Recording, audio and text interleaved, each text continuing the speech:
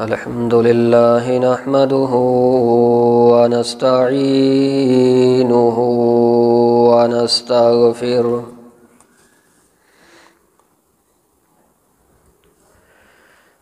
ونعوذ بالله من شرور أنفسنا ومن سيئات أعمالنا من يهده الله فلا مضل له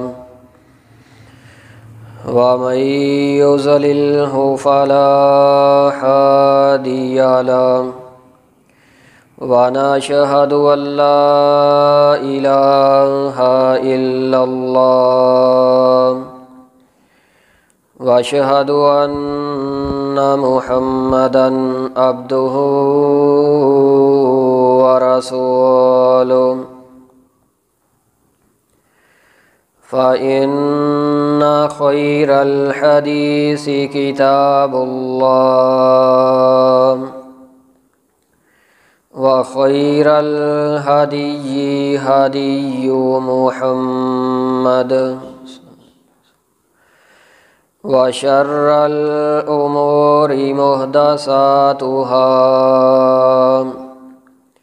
وكل محدثة بدعة وكل بدعة ضلالة وكل ضلالة في النار.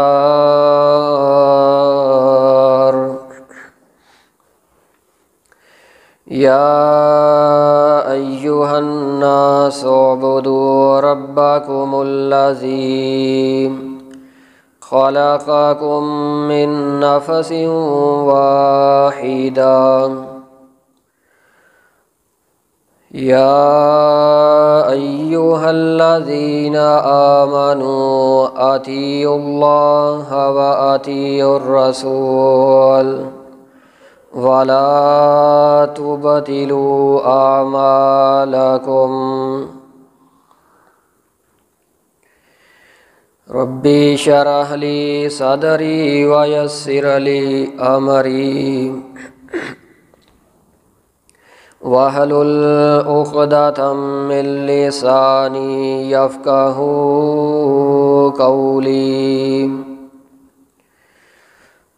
سبحان الذي أسرى بعبده ليلا من المسجد الحرام إلى المسجد الأقصى الذي باركنا حوله لنريه من آياتنا إنه هو السميع البصير.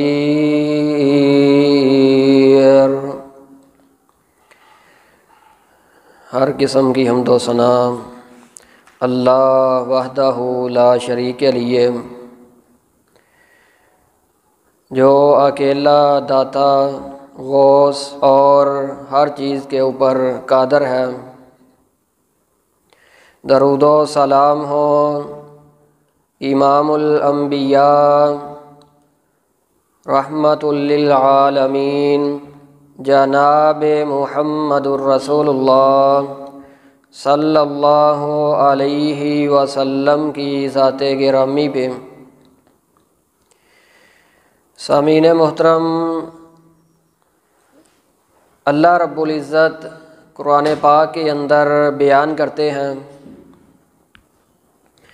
کہ پاک ہے وہ ذات سبحان الذی اسریٰ بعبدہ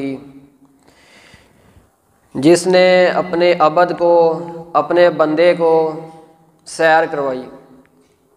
لیلا من المسجد الحرام الی المسجد الاقصی، مسجد حرام سے مسجد اقصی اور آسمانوں کی سیر معراج اللہ کے حبیب علیہ الصلاۃ والسلام کو کروائی گئی. بعض اپنے آپ کو مسلمان کہلوانے والے دین کے ٹھیکیدار اور جنت کے دعوے دار اس معراج رسول کے منکر ہیں۔ کہتے ہیں انسان کی عقل اس بات کو تسلیم نہیں کرتی کہ وہ جو 500 راتوں کا سفر ہے وہ ایک ہی دن میں، ایک ہی رات میں، تھوڑے سے رات کے وقت اللہ کے حبیب علیہ الصلاۃ والسلام آسمان پہ مسجد اقصیٰ، جو دور بھی وہ دور ہے، نہ کوئی جہاز، نہ کوئی ٹرین اور نہ ہی کوئی ٹیکنالوجی، اس دور کے اندر ایک انسان دعویٰ کرتا ہے کہ میں زمین سے آسمان پہ، آسمان سے مسجد اقصیٰ اور اقصیٰ سے پھر مکہ کے اندر، یہ بات انسان کا ذہن تسلیم نہیں کرتا۔ اسی طرح کچھ لوگ جو قبر کے عذاب کو تسلیم نہیں کرتے، ان کی وجہ بھی یہی ہے کہ انسان کا دماغ تسلیم نہیں کرتا۔ انسان کے ذہن میں یہ بات نہیں آتی کہ انسان مرنے کے بعد جب مٹی ہو جاتا ہے تو قبر کا عذاب پھر کیسا۔ سب سے پہلی چیز یہ ہے کہ دین اسلام اپنی ذہنیت کا نام نہیں، قابلیت کا نام نہیں، سائنس کا نام نہیں، دین پیروی کا نام ہے۔ جب سیدنا صدیق اکبر رضی اللہ تعالی عنہ کے سامنے ذکر کیا گیا کہ اے صدیق، تو نے جس کا کلمہ پڑھا ہے وہ انسان یہ دعویٰ کر رہا ہے کہ میں رات کے کچھ حصے میں آسمان دنیا پہ گیا، مسجد اقصیٰ دیکھ کے آیا، بڑی نشانیاں اور بڑی سیر کر کے آیا، بتا یہ بات ذہن تسلیم کرتا ہے؟ ابو بکر کہتے ہیں یہ بات کہنے والا کون ہے؟ کہتے ہیں یہ بات آپ کے نبی محمد الرسول اللہ صلی اللہ علیہ وسلم نے کی ہے۔ ابو بکر کہتے ہیں اگر یہ دنیا کا کوئی اعلیٰ سے اعلیٰ انسان بات کرتا، کوئی بادشاہ بات کرتا، کوئی وزیر بات کرتا، کوئی دنیا کا مالدار بات کرتا تو ابو بکر اس بات کو تسلیم نہیں کرتا۔ اگر یہ بات محمد الرسول اللہ صلی اللہ علیہ وسلم نے کی ہے تو ابو بکر اس بات کو فوراً تسلیم کرتا ہے اور اس چیز پہ ایمان لے کے آتا ہے۔ آج مسلمان کا دین، ایمان تسلیم کرنے کا، قبول کرنے کا انداز یہ ہونا چاہیے، کیونکہ دین اپنی ذہنیت کا نام نہیں، دین پیروی کا نام ہے۔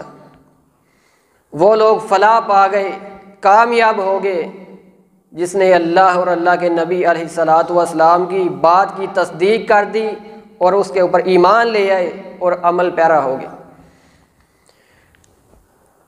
جناب محمد الرسول اللہ صلی اللہ علیہ وسلم بیان کرتے ہیں کہ رات کا وقت ہے، میرے پاس فرشتے آتے ہیں، جبرائیل آتے ہیں، میں نیند کے اندر سویا ہوا، مجھے بیدار کیا جاتا ہے، اٹھایا جاتا ہے، بٹھایا جاتا ہے۔ فرماتے ہیں میں اٹھ کے بیٹھا اور مجھے کہا گیا کہ آپ کو ہم معراج پہ لے جانے کے لیے آئے ہیں، اور رسول اللہ صلی اللہ علیہ وسلم جس سواری پہ آپ کو بٹھایا گیا اس کا آپ بیان کرتے ہیں کہ وہ سواری ایسی تھی جس کا نام براق ہے، وہ گدھے سے تھوڑی اونچی اور کھچر سے تھوڑی چھوٹی تھی۔ اس سواری پہ مجھے سوار کیا گیا، اس چوپائے پہ، اس جانور پہ جب مجھے بٹھایا گیا اس نے بدکنا شروع کر دیا، اس نے اچھلنا کودنا شروع کر دیا، تو روح الامین جناب جبرائیل علیہ السلام کہتے ہیں کہ اے براق، تو جانتا نہیں کہ آج تیرے اوپر وہ سوار ہے، تیرے اوپر نبیوں نے سواری کی، تیرے اوپر انبیاء نے سواری کی، لیکن آج تیرے اوپر وہ بیٹھا ہوا ہے جو اولیاء کا امام ہے، انبیاء کا امام ہے اور خاتم النبیین ہے۔ جب وہ چپایا جانور یہ بات سنتا ہے فوراً ہلنا بند کر دیتا ہے، ایک دم سکینت اختیار کر لیتا ہے، اور جناب محمد الرسول اللہ صلی اللہ علیہ وسلم بیان کرتے ہیں کہ میں نے دیکھا پھر وہ چپایا پسینے سے شرابور ہو گیا، ایک بات سننے کی وجہ سے۔ وہ رحمت للعالمین جناب محمد الرسول اللہ صلی اللہ علیہ وسلم وہ ہیں جن کا نام جانوروں کے سامنے ذکر کیا جائے وہ سکینت اختیار کر لیتے ہیں۔ اللہ نے ان کو پروٹوکول یہ عطا کیا ہے، ان کی عظمت یہ بیان کی ہے۔ اور جب آپ کو سواری کے اوپر بٹھایا گیا، جناب محمد الرسول اللہ صلی اللہ علیہ وسلم بیان کرتے ہیں، میں نے اس سے تیز کسی چپائے کو نہیں پایا، کسی سواری کو نہیں پایا۔ وہ اس قدر تیز چلنے والی تھی کہ جہاں میری نظر پہنچتی وہ فوراً اسی مقام پہ پہنچ جاتی۔ آج 1400 سال گزرنے کے بعد بڑے بڑے سائنسدان، بڑے بڑے انجینئر، انہوں نے بڑے بڑے میزائل تیار کر لیے، بڑی ٹیکنالوجی نے جدید علم حاصل کر لیا، مگر آج تک کوئی ایسا میزائل تیار نہیں کیا گیا، کوئی ایسی ایٹم تیار نہیں کی گئی، کوئی ایسی سواری تیار نہیں کی گئی کہ جو اس تیز رفتاری کے ساتھ سفر کرے کہ انسان کی نظر وہاں پہ بعد میں پہنچے، پہلے وہ میزائل پہنچ جائے، پہلے وہ سواری پہنچ جائے۔ انسان کا ذہن تسلیم نہیں کرتا، مگر اس بات کو بیان کرنے والی ہستی کون ہے؟ کن فیکون۔ وہ کہتا ہے کسی بات کو، کسی چیز کو جب اس نے کرنا ہوتا ہے تو وہ صرف کن کہتا ہے، فیکون، ہر چیز ہو جاتی ہے۔ وہ ہستی کون سی ہے؟ وہ ذات کون سی ہے؟ سبحان الذی اسری بعبدہ، پاک ہے وہ ذات، اللہ ہے وہ ذات، بلند ہے وہ ذات، واللہ علی کل شیء قدیر، ہر چیز کے اوپر قادر ہے، ہر ناممکن کو ممکن بنانے والا ہے وہ۔ فرماتے ہیں جب براق تیزی کے ساتھ آسمانوں کا سفر کر رہا ہے، میں پہلے آسمان پہ پہنچتا ہوں، آسمان کا دروازہ دستک دی جاتی ہے، اندر سے آواز آتی ہے، من دق الباب، دروازے پہ کون ہے؟ فرمایا جاتا ہے میں جبرائیل۔ فرمایا تیرے ساتھ کون ہے؟ کہا جاتا ہے امام الانبیاء خاتم النبیین جناب محمد الرسول اللہ صلی اللہ علیہ وسلم ہے۔ پوچھا جاتا ہے خود آئے ہیں یا بلایا گیا ہے؟ کہا بلایا گیا ہے۔ دروازہ کھولا جاتا ہے، اہلاً سہلاً مرحبا، خوش آمدید، ویلکم کیا جاتا ہے۔ اور جب آپ پہلے آسمان پہ پہنچتے ہیں تو آپ کی نظر ایک بوڑھے شخص کے اوپر پڑتی ہے۔ جبرائیل سے پوچھتے ہیں یہ انسان کون ہے؟ یہ بوڑھا شخص کون ہے؟ یہ بزرگ کون ہے؟ روح الامین کہتے ہیں یہ آپ کا باپ حضرت آدم علیہ السلام ہے، انسانیت کا والد جناب آدم علیہ السلام ہے۔ فرماتے ہیں جب میں نے ان کو دیکھا، وہ جب اپنی دائیں طرف دیکھتے ہیں مسکرانا شروع کر دیتے ہیں، بائیں طرف دیکھتے ہیں رونا شروع کر دیتے ہیں۔ فرماتے ہیں یہ انسان بوڑھا شخص آدم علیہ السلام ان کا یہ رویہ کیوں ہے؟ بتلایا جاتا ہے، بیان کیا جاتا ہے کہ آدم علیہ السلام اپنی اولاد کو دیکھتے ہیں، جب دائیں جانب اپنی اولاد کو دیکھتے ہیں ان کو ان کی اولاد دکھلائی جاتی ہے، دائیں جانب ان کی وہ اولاد ہے جو نیک اعمال کر کے جنت کو حاصل کر لے گی، اور بائیں جانب ان کی وہ اولاد ان کو دکھلائی جاتی ہے جو برے اعمال کر کے جہنم کے اندر چلی جائے گی۔ جب بائیں جانب دیکھتے ہیں تو رونا شروع کر دیتے ہیں۔ آخر باپ ہوتا ہے، باپ کے دل کے اندر اولاد کی محبت ہوتی ہے، اپنی اولاد کو دیکھ کے، برے اعمال کرنے والوں کو دیکھ کے رونا شروع کر دیتے ہیں۔ روح الامین کہتے ہیں کہ جائیے آپ آدم علیہ السلام کو سلام کیجیے۔ جناب محمد الرسول اللہ صلی اللہ علیہ وسلم پہلے آسمان پہ حضرت آدم علیہ السلام سے ملاقات کرتے ہیں، ان کو سلام کرتے ہیں۔ پھر براق دوسرے آسمان پہ چڑھتا ہے، تیزی کے ساتھ رفتار کو بڑھاتے ہوئے دوسرے آسمان پہ پہنچتا ہے۔ پھر آواز آتی ہے من دق الباب، دروازے کے اوپر کون ہے؟ بتلایا جاتا ہے میں جبرائیل ہوں، میرے ساتھ امام الانبیاء جناب محمد الرسول اللہ صلی اللہ علیہ وسلم ہے۔ دروازہ کھولا جاتا ہے، پھر اہلاً سہلاً مرحبا، خوش آمدید کہا جاتا ہے۔ فرماتے ہیں دوسرے آسمان پہ میری ملاقات حضرت یحییٰ اور حضرت عیسیٰ علیہ السلام سے ہوتی ہے۔ فرماتے ہیں جب میں نے حضرت عیسیٰ علیہ السلام کو دیکھا، بڑا درمیانے قد والا انسان، ایسا خوبصورت انسان، ایسے معلوم ہوتا ہے جیسے ابھی غسل کر کے غسل خانے سے باہر نکلے ہوں۔ تیسرے آسمان پہ اسی طرح جناب محمد الرسول اللہ صلی اللہ علیہ وسلم پہنچتے ہیں، دروازہ کھولا جاتا ہے۔ تیسرے آسمان پہ آپ کی ملاقات سیدنا یوسف علیہ السلام سے کروائی جاتی ہے، اور جب آپ بیان کرتے ہیں کہ میں نے حضرت یوسف علیہ السلام کو دیکھا تو میں نے جان لیا عزیز مصر اور مصر کی عورتوں نے اپنی انگلیاں ایسے ہی نہیں تھی کاٹ لی، میں نے ان کو اتنا خوبصورت پایا۔ اور آپ حضرت یوسف علیہ السلام کی خوبصورتی کو بیان کرتے ہیں، فرماتے ہیں اللہ تعالیٰ نے حسن کے 2 حصوں میں تقسیم کر دیا، ایک حصہ حسن کا پوری دنیا کے اندر تقسیم کر دیا اور ایک حصہ سیدنا یوسف علیہ السلام کو عطا کر دیا۔ براق تیزی کے ساتھ سفر کرتا ہے، چوتھے آسمان پہ ادریس علیہ السلام سے، 5ویں آسمان پہ ہارون علیہ السلام سے، 6ٹھے آسمان پہ موسیٰ علیہ السلام سے، اور 7ویں آسمان پہ سیدنا ابراہیم علیہ السلام سے ملاقات کروائی جاتی ہے۔ جب سیدنا ابراہیم علیہ السلام کو دیکھا، آپ نے ان کو سلام کیا اور کہا، ابراہیم کہتے ہیں میرے بیٹے، اے نیک انسان، میرے نیک بیٹے، میرے نیک نبی، جب تم واپس جا کے اپنی امت کو، اپنی امت کے لوگوں کو ابراہیم کا سلام کہنا اور انہیں کہنا کہ جنت کی مٹی، جنت کی زمین بڑی زرخیز ہے، اس کے اوپر کاشتکاری کرو، اس سے فائدہ اٹھایا جائے۔ جناب محمد الرسول اللہ صلی اللہ علیہ وسلم بیان کرتے ہیں، سوال کرتے ہیں کہ اس سے مراد کیا ہے؟ جنت کی مٹی سے، جنت کی زمین سے اسے زرخیز کیسے کیا جائے، اس سے فائدہ کیسے اٹھایا جائے؟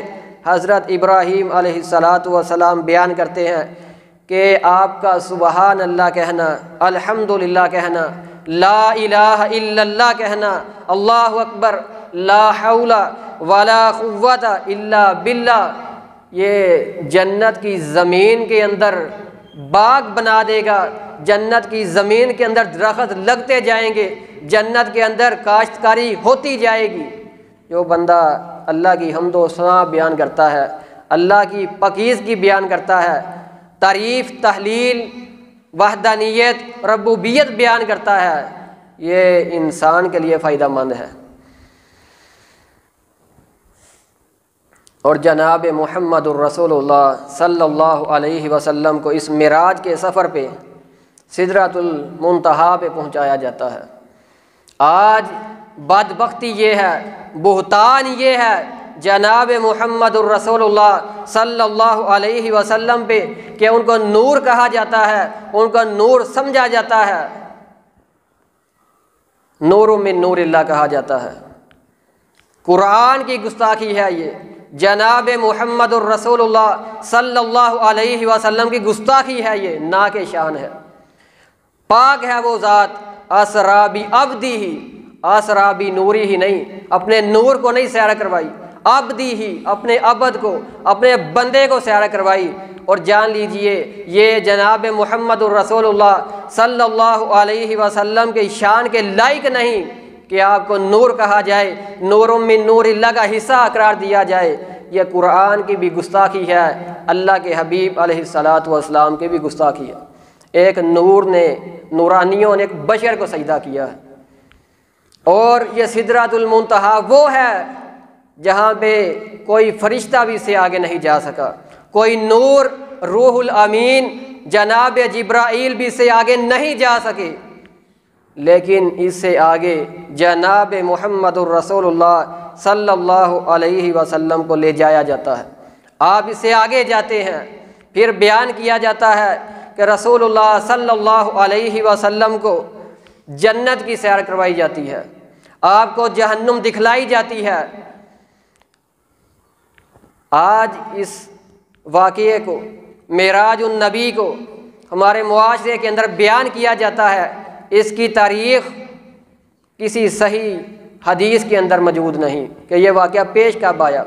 کسی نے لکھا کہ نبوت کے 5ویں سال، نبوت کے 7ویں سال، کسی نے لکھا نبوت کے 10ویں سال، لیکن یہ کوئی بھی روایت صحیح سند کے ساتھ موجود نہیں ہے۔ اور آج کے مسلمانوں کا عقیدہ یہ ہے کہ 27 رجب کو جناب محمد الرسول اللہ صلی اللہ علیہ وسلم کو معراج کرائی گئی، لیکن یہ بات بھی کسی صحیح سند کے اندر موجود نہیں۔ ہاں ہمارا ایمان یہ ہے، ہمارا عقیدہ یہ ہے، جو چیز اللہ نے قرآن کے اندر بیان کی ہے کہ جناب محمد الرسول اللہ صلی اللہ علیہ وسلم کو معراج کا سفر کروایا گیا، جہاں پہ سدرۃ المنتہا فرشتوں کی بریکیں لگ جاتی ہیں، فرشتوں کو روک دیا جاتا ہے، وہاں سے آگے رسول اللہ صلی اللہ علیہ وسلم کو جنت میں لے جایا گیا، آپ کو جہنم بھی دکھلائی گئی۔ اور ایک بات اور جان لیجئے کہ آپ مسلمانوں کا عقیدہ نظریہ یہ ہے کہ آپ نے اس دن اللہ کا دیدار کیا، تو صحیح البخاری کے اندر سیدنا عائشہ رضی اللہ عنہا بیان کرتی ہیں کہ جو بندہ کہتا ہے کہ آپ نے معراج پہ اللہ کا دیدار کیا ہے، اللہ کو دیکھا ہے، تو وہ بہتان باندھ رہا ہے اللہ پہ اور اللہ کے نبی صلی اللہ علیہ وسلم۔ کسی انسانی آنکھ، انسانی بصارت اللہ نے وہ طاقت عطا ہی نہیں کی کہ وہ اللہ تعالیٰ کو دیکھ سکے۔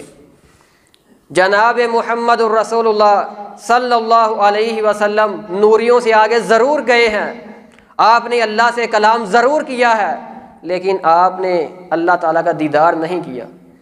آپ کو جنت کی سیر کروائی گئی، جہنم دکھلائی گئی۔ آپ بیان کرتے ہیں کہ میں نے جہنم کے اندر دیکھا کہ کچھ لوگوں کے منہ کے اندر جہنم کے انگارے ڈالے جاتے ہیں، بار بار ان کے منہوں کے اندر جہنم کے انگارے ڈالے جا رہے ہیں، وہ ان کی پشتوں سے نکلتے جا رہے ہیں۔ آج معراج النبی پہ اپنا عقیدہ بنا کے اسے سیلیبریٹ کا ایک طریقہ بنا لیا ہے لوگوں نے، بجائے اسے کہ اس سے کوئی سبق حاصل کیا جائے۔ معراج النبی کروانے کا مقصد ہی یہ تھا، آپ کو عروج پہ لے کے جانے کا مقصد ہی یہ تھا، بلندیوں پہ لے جانے کا مقصد ہی یہ تھا کہ آپ اللہ کی نشانیاں دیکھ لیں، آپ جنت کو دیکھ لیں، لوگوں کو جنت کی خوشخبری دیں اور لوگوں کو جہنم سے ڈرائیں۔ اس سے مراد تو یہ تھا کہ ان اسباق کو حاصل کیا جائے۔ سب سے پہلا سبق رسول اللہ صلی اللہ علیہ وسلم بیان کرتے ہیں، میں نے دیکھا لوگوں کے منہ کے اندر انگارے بڑھے جا رہے ہیں اور وہ ان کی پشتوں سے نکلتے جا رہے۔ میں پوچھتا ہوں یہ بد نصیب لوگ کون ہیں؟ روح الامین کہتے ہیں یہ وہ بد نصیب ہیں جو یتیموں کا مال کھانے والے ہیں، کسی یتیم کمزور بچے کو دیکھ کے، کمزور لوگوں کو دیکھ کے ان کا مال ہڑپ کرنے والے ہیں۔ اور یہاں پہ ایک بات اور جان لیجئے، شاید کہ سخت بات ہے، جو باپ اپنی بیٹیوں کا حصہ بیٹوں کو دینے والے ہیں، یا ایسے بد نصیب بے علم بھائی ہیں جو ساری زندگی بہنوں کی زمین کے اوپر، بہنوں کی پراپرٹی کے اوپر، بہنوں کی دکانوں کے اوپر قبضہ کیے ہوئے بیٹھے ہیں اور کہتے ہیں ہم نے بڑا کہا ہے لیکن ہماری بہن یہ لینا ہی نہیں چاہتی۔ تو وہ جان لے جس نے کسی کا مال ناجائز کھایا، باپ کے فوت ہونے کے بعد، باپ کے دنیا سے جانے کے بعد، بھائی کو یہ حق حاصل نہیں کہ وہ اپنی بہن کا مال کھائے، اپنی بہن کے مال پہ قبضہ کیے بیٹھا رہے۔ تو یہ جان لو جس نے کسی کا حق کھایا وہ قاتل باپ ہے، اپنی بیٹیوں کے اوپر ظلم کرنے والا ہے، یا ایسا بھائی ہے بد نصیب ہے، ان کے منہوں کے اندر جہنم کے انگارے بھرے جائیں گے اور ان کی پشتوں سے یہ نکلتے جائیں گے۔ بار بار ان بد نصیبوں کو یہ سزا دی جائے گی۔ اور اس کے بعد میں دیکھتا ہوں کچھ لوگ ایسے ہیں جن کے پیٹ بہت بڑے ہوئے ہیں، آگے نکلے ہوئے ہیں، جن کا جسم بہت بڑا کر دیا گیا ہے، ان کے لیے ان کے جسم کو سنبھالنا ناممکن ہے، وہ اپنے جسم کی بیماری کے اندر مبتلا ہے۔ میں پوچھتا ہوں یہ بد نصیب انسان کون ہے؟ بتلایا جاتا ہے یہ وہ لوگ ہیں سود کو کھانے والے، سودی کاروبار کرنے والے، قسطوں کا کاروبار کرنے والے، قسطوں کو ایک جائز شکل دے کے، حتمی شکل دے کے، اور بینکی معلومات انہوں نے دین کا حصہ بنا کے، ہر جسے اللہ تعالیٰ نے قرآن مجید کے اندر بیان کیا ہے کہ جان لو سود ایک لعنت ہے، اللہ اور اللہ کے نبی علیہ الصلوۃ والسلام سے اعلان جنگ ہے۔ اور جس نے یہ کاروبار کیا، سودی کوئی بھی کسی نظام کا حصہ بنا، تو اس کی سزا یہ ہے جہنم کے اندر فرعون کے لشکر جہنم کے اندر روندتے ہوئے گزریں گے اسے، اور اسے جسم کی بیماری کے اندر مبتلا کیا ہوا ہوگا۔ تیسرا شخص، اس کی انتریاں میں دیکھتا ہوں کہ باہر نکلی ہوئی ہیں، وہ اپنی انتریوں کے، اپنے جسم کے اندرونی حصہ باہر اس کا پڑا ہوا ہے، اور اس کے ارد گرد وہ گدھے کی طرح چکر لگا رہا ہے، اور اس کی بدبو سے لوگ تنگ ہیں۔ میں پوچھتا ہوں یہ کون ہے؟ بتلایا جاتا ہے یہ ایسا عالم ہے، لوگوں کو بیان کرنے والا ہے، لوگوں کو قرآن سنانے والا ہے، حدیث سنانے والا ہے، لیکن خود اس پہ عمل نہیں کرتا۔ لوگوں کو حکم دیتا ہے، لوگوں سود اللہ سے اعلان جنگ ہے، لیکن خود اسے کھانے والا ہے۔ لوگوں کو حلال کی ترغیب دیتا ہے، لیکن خود حرام کھانے والا ہے۔ یہ اللہ کے حبیب علیہ الصلوۃ والسلام نے سزا بیان کی ہے ایک عالم کی جو خود اس کے اوپر عمل کرنے والا نہیں۔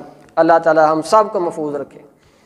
اس کے بعد میں ایک نوجوان کو دیکھتا ہوں، ایسا نوجوان جسے بار بار جہنم کی آگ لگائی جاتی ہے۔ وہ جہنم کی آگ جب اسے لگتی ہے چیخے مارتا ہے، پکارتا ہے، روتا ہے، بار بار بے ہوش ہوتا ہے، زمین پہ گرتا ہے، اسے اٹھایا جاتا ہے، دوبارہ آگ لگائی جاتی ہے۔ میں پوچھتا ہوں یہ کون ہے؟ بتلایا جاتا ہے یہ اپنے باپ کا نافرمان انسان ہے، باپ کے ساتھ بد کلامی کرنے والا ہے، اپنے والد کی نافرمانی کرنے والا ہے، ان کے بڑھاپے کے اندر ان کو ذلیل کرنے والا ہے۔ بیوی کے کمرے میں بڑے پھل جا رہے ہیں، بڑی فراوانیاں دنیا کی عطا کی ہوئی ہیں، لیکن باپ کو کسی گھر کے کونے کے اندر پھینکا ہوا ہے، باپ کے ساتھ بد کلامی کرنے والا ہے، نافرمانی کرنے والا ہے۔ اس کو یہ سزا دی جا رہی ہے، بار بار اسے جہنم کی آگ لگائی جاتی ہے، جس وجہ سے اس کی چیخ و پکار کا یہ عالم ہے۔ اس کے بعد رسول اللہ صلی اللہ علیہ وسلم ایک تندور کو دیکھتے ہیں، اس کے اندر کچھ لوگ ابالے کھا رہے ہیں، جیسے ایک ہنڈیا کے اندر دودھ رکھا ہوا ہو، آگ کے اوپر وہ ابالے کھاتا ہے۔ فرماتے ہیں میں دیکھتا ہوں کچھ لوگ ہیں اس جہنم کے اندر ابالے کھا رہے ہیں، جہنم کے اوپر کنارے کے اوپر آتے ہیں، ان کو پھر آگ کو ہلکا کیا جاتا ہے، وہ پھر جہنم کی گہرائیوں کے اندر چلے جا رہے ہیں، بار بار دودھ کی طرح ابالے کھاتا ہوا اوپر آتے ہیں، بار بار ان بد نصیبوں کو نیچے پھینکا جاتا ہے۔ میں پوچھتا ہوں یہ کون ہے؟ فرمایا یہ وہ بد نصیب زانی مرد اور زانی عورتیں ہیں، زنا کرنے والے، بدکاری کرنے والے، ان کو یہ سزا دی جا رہی ہے۔ آج علم، حکمت اور جدید تعلیم و تربیت کا نظام قائم کر کے وہ جی پرانا دور ہو چکا ہے، یہ مولویوں کی سوچ ہے، ان کا تو کام ہی یہ ہے پردے کا حکم دینا، ماؤں بہنوں کو پردے کی ترغیب دلوانا، گھروں میں رہنا۔ یہ زمانہ بڑا آگے چلا گیا ہے۔ بے حیا شخص کی سزا یہ ہے جہنم کے اندر ابالے کھاتے ہوئے رسول اللہ صلی اللہ علیہ وسلم نے ان کو دیکھا۔ معراج النبی کا مقصد یہ ہے، معراج النبی کے اندر اسباق یہ بیان کیے گئے ہیں، نہ کہ اسے سیلیبریٹ کرنے کا ذریعہ بنا لیا جائے۔ ایسے مولوی بدبخت لوگوں کے لیے اللہ کے نبی علیہ الصلوۃ والسلام نے یہ وعید بیان کی ہے، جو خود بھی گمراہ ہیں اور لوگوں کو گمراہ کرنے والے ہیں۔ رسول اللہ صلی اللہ علیہ وسلم مختصر بیان کرتا ہوں، وقت ہو چکا ہے۔ حضرت موسیٰ علیہ الصلوۃ والسلام سے ملاقات ہوتی ہے، فرماتے ہیں اللہ نے آپ کو معراج پہ بلایا، کیا تحفہ دیا؟ رسول اللہ صلی اللہ علیہ وسلم بیان کرتے ہیں مجھے 50 نمازوں کا تحفہ دیا گیا ہے۔ موسیٰ علیہ السلام کہتے ہیں کہ میں نے اپنی امت کو پایا ہے، بڑی میں نے تعلیم دی، ان کو سکھلانے کی کوشش کی، مگر میں یہ نہ کر سکا۔ 50 نمازیں بہت ہیں، اللہ سے کہیں، التجا کریں کہ اللہ کوئی تخفیف کر دیں۔ 40 رہ گئیں، 30 رہ گئیں، بار بار اللہ کے حبیب علیہ السلام گئے، موسیٰ علیہ السلام کی بات اللہ کے سامنے رکھی، اور آخر پہ 5 نمازیں رہ گئیں۔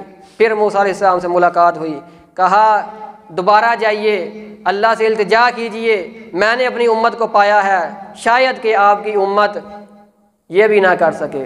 تو جناب محمد الرسول اللہ صلی اللہ علیہ وسلم فرماتے ہیں، اب مجھے اللہ سے شرم آتی ہے، میں اپنی امت کو دیکھتا ہوں کہ میری امت جو مجھ سے محبت کرنے والے ہیں، میرے تحائف سے محبت کرنے والے ہیں، میرے اسلام دین سے محبت کرنے والے ہیں، وہ دن اور رات کے اندر 5 نمازیں ادا ضرور کریں۔ معراج النبی ہمیں یہ سبق دیتا ہے، قالوا لم نک من المصلین، جہنمیوں سے پوچھا جائے گا کون سی چیز جہنم کے اندر لے آئی، کہیں گے ہم نماز نہیں تھے پڑھتے، کل شروع کریں گے، پرسوں کریں گے، آج کل کاروبار کو ہر وقت ہم دنیاوی چیزوں کے اندر پڑے رہتے، نماز کو اہمیت نہیں دی۔ فلا صدق ولا صلی، نہ نماز پڑھی نہ ہم نے تصدیق کی، جتھے لگے ہو لگے رہو۔ جہنمیوں سے پوچھا جائے گا کون سی چیز جہنم میں لے آئی، فلا صدق ولا صلی، نہ تصدیق کی نہ نماز ادا کی۔ میرا باپ اس فرقے کے اوپر ہے، کسی کا باپ کسی کے فرقے کے اوپر ہے، اسی کے اوپر اسے موت آ جاتی ہے، اسے کبھی دماغ کے اندر یہ چیز نہیں آئی کہ میں دین کو حاصل کروں، تصدیق کر لوں، یہ میرا فرقہ جو ہے، میری جماعت جو ہے، یہ رسول اللہ صلی اللہ علیہ وسلم کے طریقے پہ ہے یا نہیں، قرآن پہ ہے یا نہیں، حدیث پہ قائم ہے یا نہیں، یا میرے باپ دادا نے جہالت کے اندر ہی زندگی گزار دی۔ یہ حدیث آپ کے سامنے لگی ہوئی ہے۔ ہر انسان بے رخی، ہر انسان کے اوپر، مسلمان کے اوپر دین کو فرض کر دیا گیا ہے اس کا علم حاصل کرنا، لیکن ہم بے رخے نظر آتے ہیں۔ شاید یہ کسی اور امت کے لیے ہے، یہ فرشتوں کے لیے یہاں پہ لکھ دیا جاتا ہے۔ اگر ہم مسجد کے اندر آ ہی گئے ہیں، کبھی کسی نے پوچھنے کی کوشش کی ہو، یہ اس بات کی سمجھ نہیں آئی کیا لکھا ہوا ہے، کبھی کوئی دلچسپی لی ہو، کبھی کسی ترجمہ کلاس کے اندر بیٹھے ہوں، تصدیق نہیں کی اور ہم جنت کے دعوے دار ہیں، کبھی کوئی حوالہ طلب کیا ہو، آپ نے یہ بیان کی ہے، یہ بات آپ نے سنائی ہے، کہاں پہ لکھی ہوئی ہے؟ سنی سنائی باتوں کے اوپر یقین کرنے والے رسول اللہ صلی اللہ علیہ وسلم نے فرمایا اس کا جھوٹا ہونے کے لیے یہی کافی ہے کہ ہر سنی سنائی بات کے اوپر یقین کر لیتا ہے۔ حوالہ طلب کیا کرو، پوچھا کرو، سوال کیا کرو کہ یہ بات کہاں سے آپ نے اٹھائی ہے، وہ جی میرے بڑیاں نے بیان کی ہے، تو قرآن کہتا ہے اس کے بڑوں کے سمیت جہنم کے اندر پھینک دیا جائے گا، اس کے بڑوں کے سمیت پھینک دیا جائے گا، جاؤ اپنے بڑوں کے پیچھے۔ بڑے دلیل نہیں، اگر بڑے جہالت کے اوپر زندگی گزار چکے ہیں تو ہمیں چاہیے ہم تصدیق کر لیں، علم کو حاصل کر لیں، نمازی بن جائیں۔ رسول اللہ صلی اللہ علیہ وسلم کو پہلا سبق دیا گیا، تحفہ دیا گیا۔ دوسرا تحفہ آپ کو سورہ بقرہ کی آخری 2 آیات کا تحفہ دیا گیا، فرمایا جو بندہ رات کو سونے سے پہلے انہیں پڑھ لیتا ہے ہر چیز سے کافی ہو جاتا ہے۔ آج لوگ بیماریوں کے اندر مبتلا ہیں، کوئی پریشان ہے، جی کالا دھاگا لے آؤ، چٹا لے آؤ، اوتھے چلے جاؤ، فلان دربار تے چلے جاؤ، شفا مل جائے گی۔ سورہ بقرہ جو بندہ پڑھتا ہے کثرت کے ساتھ، اسے اللہ تعالیٰ ہر شیطان سے، جادو سے، حسد سے، کینہ سے، نظر سے بچا لیتے ہیں، محفوظ کر لیتے ہیں۔ پھر بد نصیبی وہی ہے کہ ہم نے تصدیق نہیں کی، سیکھنے کی کوشش نہیں کی۔ اور تیسرا تحفہ یہ دیا گیا کہ جو بندہ اس حال میں فوت ہوا کہ اس نے کبھی شرک نہیں کیا، کبھی تعویذ نہیں پہنا، کبھی کسی قبر پہ سجدہ نہیں کیا، کسی قبر پہ جانور ذبح نہیں کیا۔ تیسرا سبق یہ دیا گیا، موحد تھا، مسلمان تھا، لا الہ الا اللہ کہنے کے بعد شرک نہیں کیا، اس حال میں مر گیا، اللہ تعالیٰ اسے ضرور جنت کے اندر داخل کرے گا جو بندہ شرک سے پاک ہے۔ تیسرا تحفہ رسول اللہ صلی اللہ علیہ وسلم کو دیا گیا۔ وقت ہو چکا ہے، صرف علم تحقیق سننا سنانا اس لیے نہیں کہ ہم مزہ لیں، وہ فلاں مولوی کی فلاں عالم کی بات بڑی اچھی ہے، وہ بڑا اچھے طریقے سے بیان کرتا ہے، بڑا سواد آتا ہے، علم بھی، مساجد کے اندر بھی، خطبہ بھی، ہر چیز ہماری مزے کے لیے ہو چکی ہے، مزے کے لیے نہیں، صرف اس لیے قرآن اور حدیث کو سیکھیں، اس لیے کہ ہم اس کے اوپر عمل کریں، عمل کر کے جہنم سے بچ سکیں اور اللہ تعالیٰ کی جنت کے اندر داخل ہو سکیں۔ اللہ تعالیٰ سے دعا ہے جو کوئی سنا سنایا اللہ تعالیٰ اس کے اوپر عمل کرنے کی توفیق عطا فرمائے۔